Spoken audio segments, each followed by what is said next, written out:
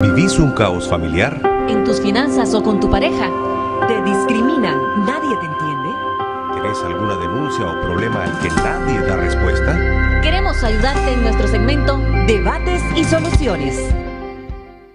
Pagar un crédito hipotecario u otras deudas sustanciales en general representa un gran reto, y esto empeora cuando inesperadamente una persona queda desempleada. Cada mes de ausencia de ingresos se hace más intimidante con los recibos de los servicios y los avisos de mora que notifican los bancos, al tiempo que los ahorros rápidamente son consumidos para seguir al día con los gastos del hogar. Es por esto que en Debates y Soluciones le explicamos qué alternativas hay para sobrellevar las deudas sin empleo, incluyendo los recursos legales que tienen a su favor los deudores. A pesar de los consejos y los caminos a seguir, lo primero que se debe hacer es tener clara cuál es su situación financiera y aceptarla.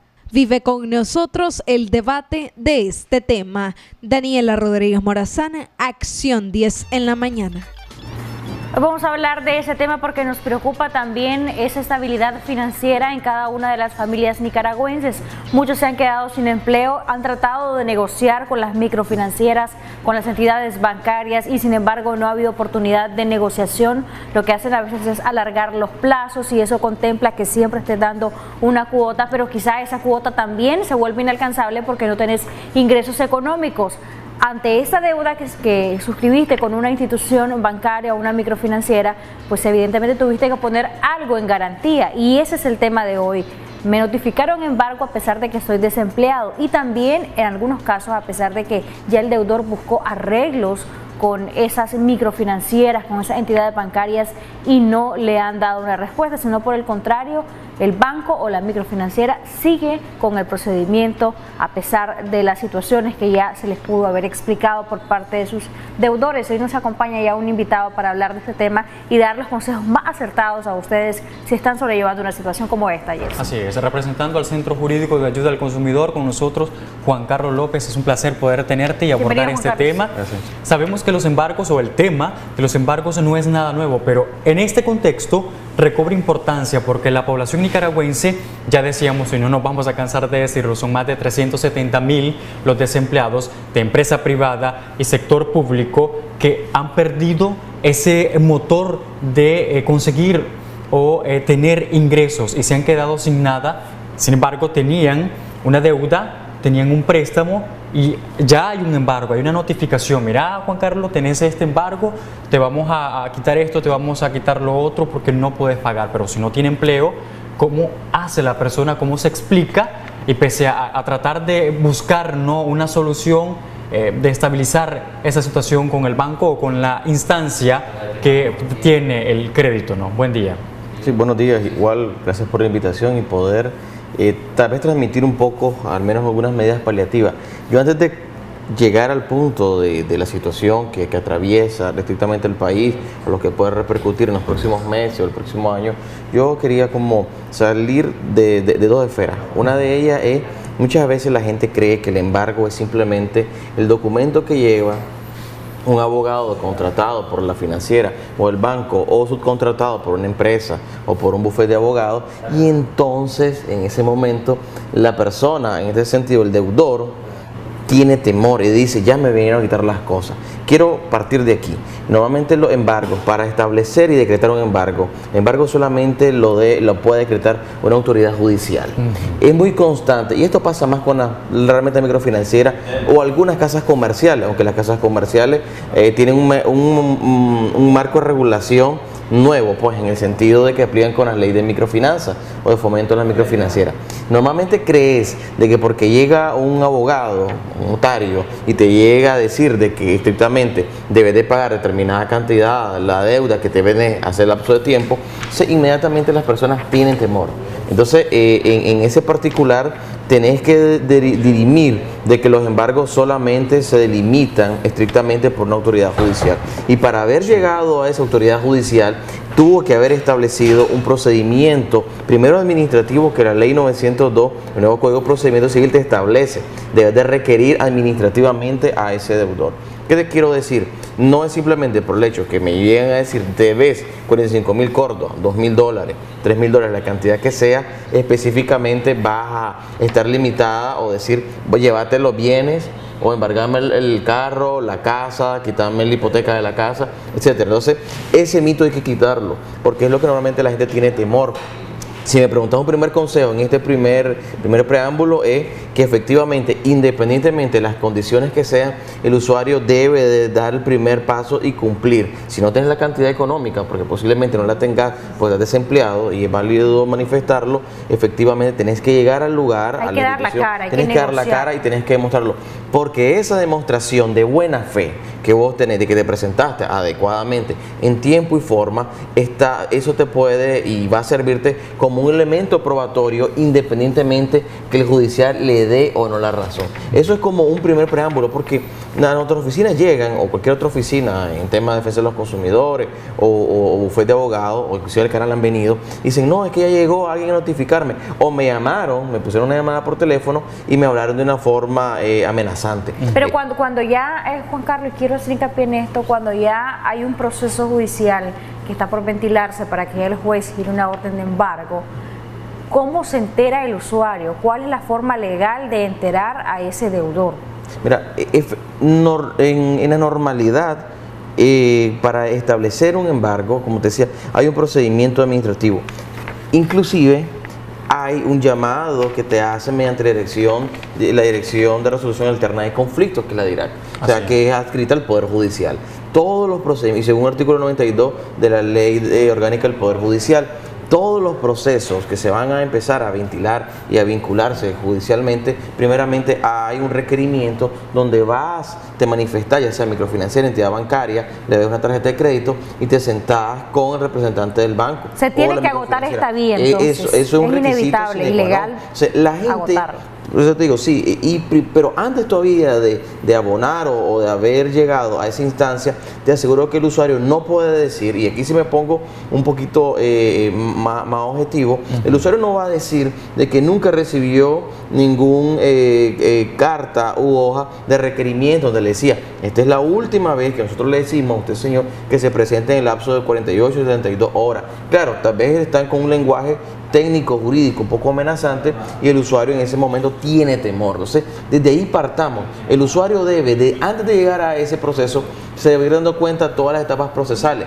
E inclusive no llega a la mediación, no llega absolutamente a nada, y se considera de que ninguna de las partes llegaron de acuerdo. Inclusive el juez, antes de decretar el abonar el embargo, etcétera, que lo podemos explicar un poquito después, el usuario tiene las posibilidades también de presentar su oposición o su recurso de oposición o sus elementos probatorios. Hay una comunicación, vamos a recibir y atenderla. Buenos días. Días. Adelante, caballero, lo escuchamos. Mi nombre es Javier Díaz. Es que yo hace 5 meses yo estaba trabajando en la zona franca, pero ahora quedé desempleado, gracias a los tranques pues que pasamos aquí a esos golpistas. Y yo quería saber, porque yo debo en bastantes bancos, y quería saber que cómo puedo llegar para un arreglo, porque los tranques me dejaron en la miseria. Muchas gracias y feliz día. ¿Y usted se ha acercado sí a la institución? Bueno, no nos dio suficiente información. Por favor, amigo televidente, puede volver a llamarnos a lo interno, nos regala sus datos para nosotros poder referirle con Juan Carlos López y quizás que el Centro Jurídico de Ayuda al Consumidor pueda colaborarle en la gestión que él tiene que hacer. Pero él hacía una pregunta adecuada en cuanto al procedimiento, Juan. Mira, el procedimiento no hay un mecanismo estipulado por el marco legal ni ningún reglamento, pero estructuralmente y por estos 4 meses que se ha venido implementando, mira, les comento algo. Antes una entidad bancaria, que no voy a decir su nombre, que emite tarjeta de crédito, cuando vos llegabas al área de atención a usuarios, no te admitía, o no es la política de ellos admitir las cartas de los usuarios solicitando prórrogas, ¿me explico? O solicitando un arreglo de pago. No, simplemente era un modelo sistemático donde se sentaba, tenía su computadora y él va revisando tu estado de cuenta, etcétera, y en ese sentido te daba una respuesta positiva o negativa, o miraba si inmediatamente había una reestructuración o te citaba para otro día. con la insistencia, pues, y tal vez la forma de trabajar por parte de nuestra organización, y también el usuario fue entendiendo de que lo más adecuado es no solo presentarse, sino que su solicitud que el usuario comentó, pues que quedó desempleado y no tiene posibilidades de pago, emítala, hágala por escrito y se deja una copia. Y que le reciban en esa copia, claro, ¿verdad? sí, toda entidad bancaria le va a recibir. Hoy en día ningún banco ni microfinanciera tiene la postura de no hacerlo. Al inicio sí, se los aseguro que al inicio, en los primeros días, en los primeros meses, estaban como recelosos o no sabían cómo manejar procedimentalmente internamente con entidad financiera o institución bancaria. Sin embargo, ya la tramitología ha variado. Entonces, tu solicitud, no digo de que se la tienen que aceptar, ojo, pues está ahí, ceja, no quiere decir que la solicitud debe ser aceptada, sino no quiere decir que todo, al menos te la van a recibir, y no quiere decir que todo lo que pedís se te va a otorgar. Es probable que en una de esas sí se le va a pedir. En el caso de él, fíjate que dice que tiene deudas con varios bancos, ¿verdad? Yo me quedo con la duda, no sé si un trabajador de una zona franca pueda tener deudas con 3 o 4 bancos, ¿verdad? Salvo que tenga créditos mancomunados. Sería muy interesante ver también la postura, porque entiendo que un trabajador de zona franca puede andar oscilando entre 7.000 o 8.000 córdobas el salario básico, ¿verdad? Claro. Promediado, un poco más bajo. La mayor defensa es horas extras, bonos. Pero legítimamente, si el que revisa antes de darle un crédito, sobre todo si una entidad bancaria como él lo plantea, el analista de crédito se va al tema salarial, porque las horas extras pueden variar. Tenemos otra llamada, Juan Carlos, y luego vamos a hablar de qué caminos le quedan a una persona que está desempleada y busca un arreglo. ¿Es la reestructuración? ¿Es que puedan negociar el monto de la deuda? ¿Qué es lo que se está haciendo en la práctica? Buenos días, adelante, gracias por comunicarse con nosotros. ¿Aló? Sí, buenos días. Gracias por esperarnos, amiga. Bienvenida. Su consulta. Yo quería hacer una consulta. Lo que pasa es que hace 5 meses en la institución donde yo laboraba me hicieron un préstamo para consolidar deuda.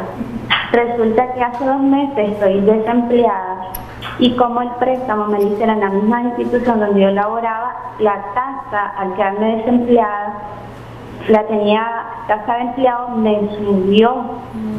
Por lo tanto, la cuota que tenía anteriormente se me aumentó.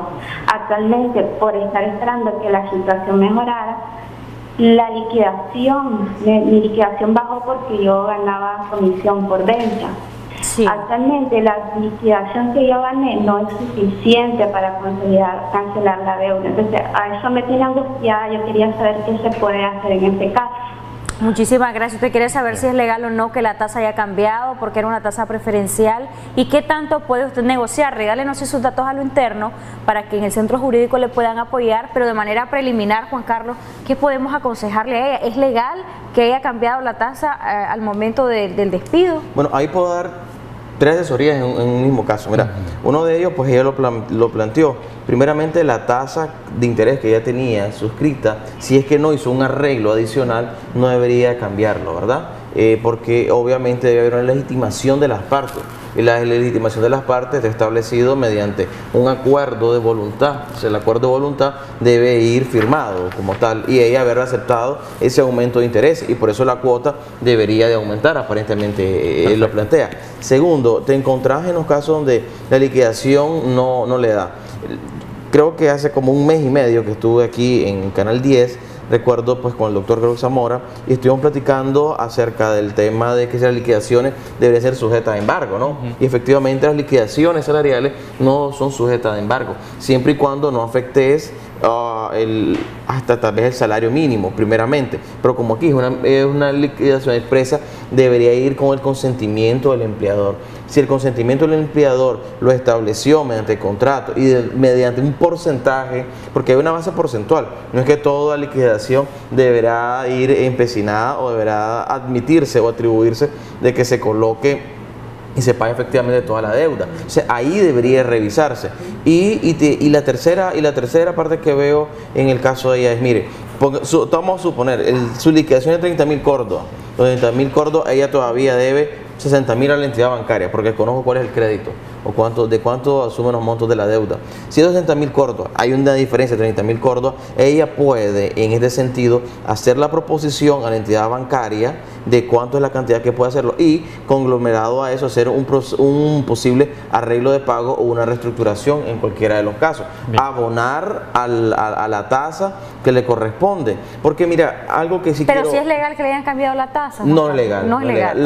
La tasa que se va a cambiar es simplemente en los casos que ella lo acuerde. Exacto. Y ella lo haya estipulado, porque estamos hablando que son contratos bancarios, son entidades contractuales y no es simplemente por la voluntad de una de las partes, aunque sea un contrato de adhesión.